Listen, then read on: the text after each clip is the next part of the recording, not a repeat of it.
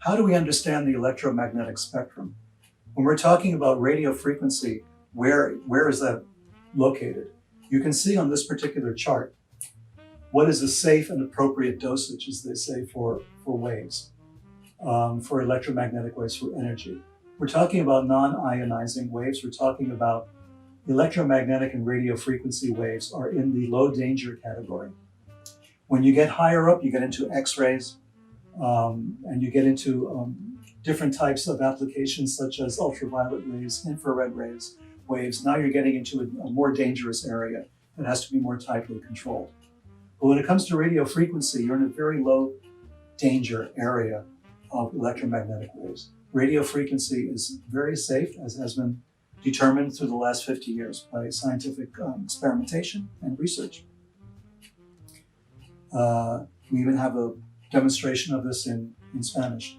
Ondas de radio, for instance, radio waves down here in the 1 gigahertz area is very, very safe. When it gets up to X-rays and gamma rays, now you have a problem. So basically, how does it work?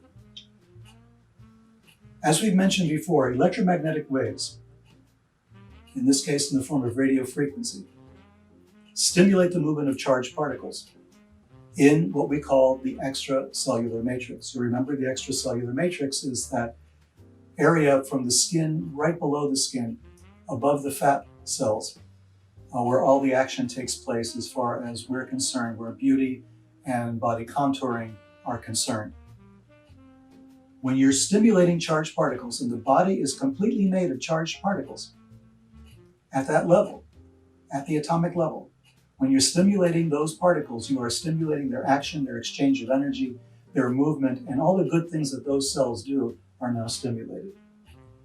Particles in the body have either positive or negative charges, which is why we can influence them so easily using radio frequency waves. Because what happens is, in a radio frequency environment or a TechR therapy environment, you're using plates, electrical plates.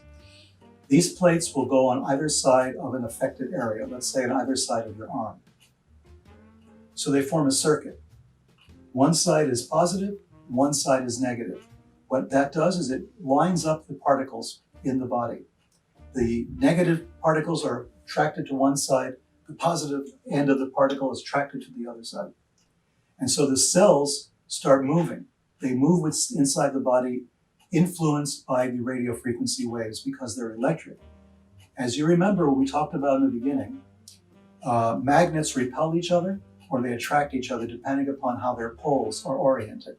Two positive poles pointing to each other will repel each other. Two negative poles looking at each other, facing each other, repel each other.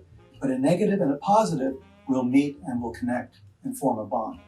So what you're doing in the body is you're exploiting the electrical conductivity of those particles, the electrical nature, the charged ions in the extracellular matrix are being activated, they're being moved around.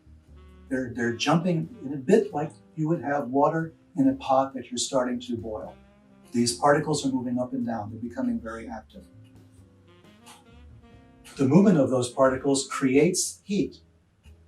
This movement is like friction, and the movement is creating heat. As they move and they continue to move, that heat is transmitted throughout that area of the body.